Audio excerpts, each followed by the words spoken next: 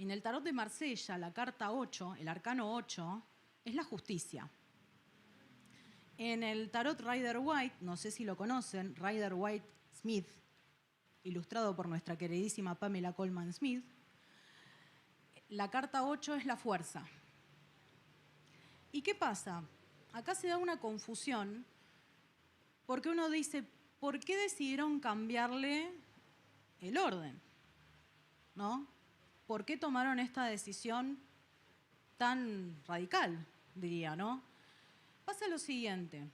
En el tarot de Marsella, cuando vos hablás de la justicia, estás hablando de la institución de la justicia.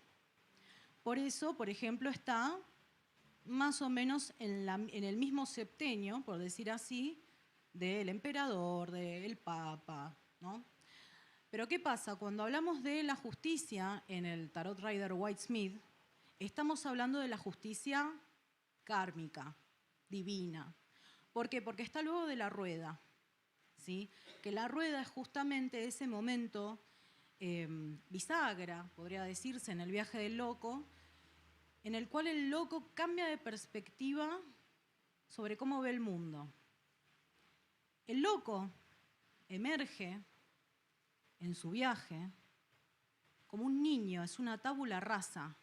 El loco no es ni bueno ni malo, es la carta cero, no tiene carga. Después, en el mago y en la sacerdotisa, conoce el mundo en el cual vive, pero no lo conoce en profundidad. Conoce sus herramientas y conoce que hay un potencial oculto al cual todavía no tiene acceso. Luego viene el padre y la madre, la emperatriz y el emperador, la sensualidad y los límites con los cuales convivimos día a día en la sociedad. Sin límites, sin reglas de convivencia, no habría sociedad. Luego se encuentra con la otra dupla, el hierofante y los enamorados. El hierofante va a ser todos los conocimientos que la sociedad le imparte, no solo las reglas de convivencia. Y esto siempre es una confusión que se da entre el hierofante y el emperador. El hierofante viene con una carga cultural. El emperador es el Estado, ¿sí?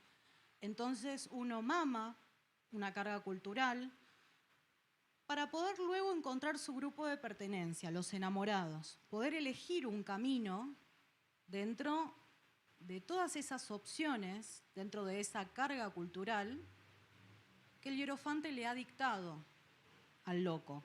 Y luego viene la carta que yo le digo siempre en clase, el lobo de Wall Street, porque el carro, si hay algo que está repuesto. El carro va. El carro tiene sus ojos puestos en el objetivo, el arcano 7,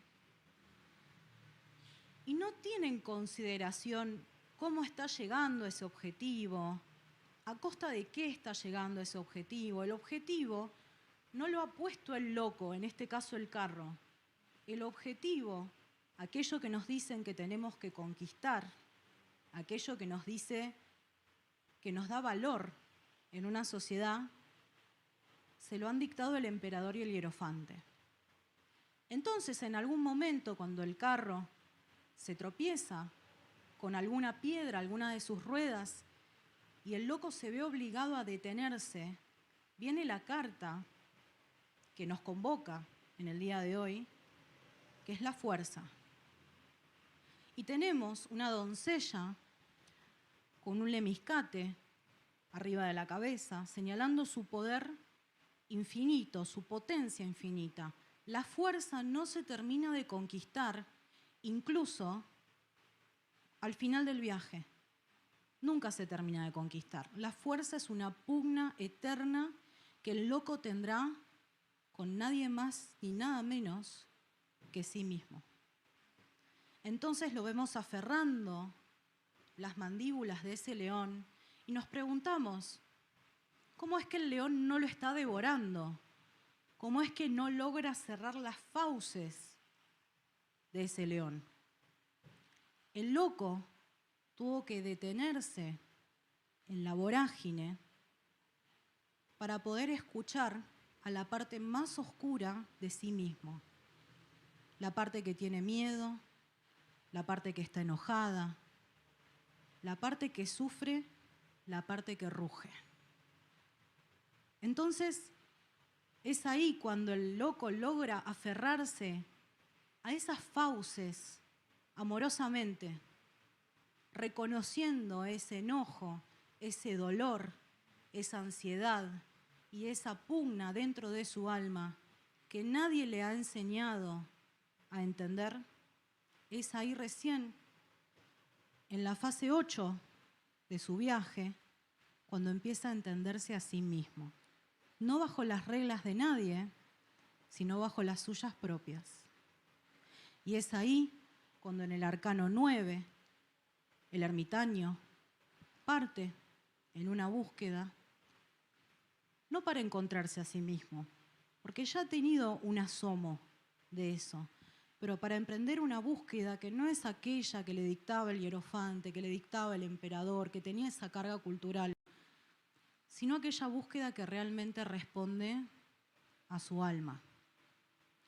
¿Y por qué yo considero grave, podríamos decir, que este sea el año 8? Porque tenemos una doble responsabilidad. No solo será el año en el cual nos quitaremos todas las máscaras y nos miraremos al espejo y tendremos que abrazar nuestra propia sombra, sino que también pasaremos por la rueda de la fortuna, que es la carta que viene luego del ermitaño.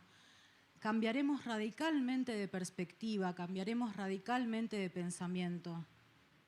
Y luego, recién ahí, podremos abrazar a la justicia, el arcano 11, también 8. Y la justicia no es la justicia humana. La justicia en el tarot Rider-Waite-Smith está regida por un concepto que en realidad es bastante New Age, que es el concepto del karma. ¿Sí? Entonces, ¿cómo podemos abrazar el karma colectivo si todavía no abrazamos el karma individual? ¿Cómo podemos juzgar lo que hace el otro si no nos vemos claramente a nosotros mismos? Y es ahí también cuando, quizá para no enfrentarnos a ese león, a ese dolor y a esa infinita fuerza que tiene la sombra, ingerimos numerosos placebos. Nos adormecemos. Porque es más fácil dejar que el león ruja cuando quiere rugir que realmente unirnos a ese león, mirarlo a los ojos y decirle: vos sos yo y yo soy vos. Entonces, el desafío que tenemos este año no solo va a ser hacernos cargo, como dice el arcano realmente de la justicia, no solo de nuestras propias acciones en el plano individual, sino también en el plano colectivo, del cual hemos sido partícipes, sino que también en el proceso veremos la parte más salvaje, más primordial y más terrible de nosotros mismos. Pero qué decirles, compañeros. Luego pasaremos de arcano y esta seguirá siendo una gran aventura.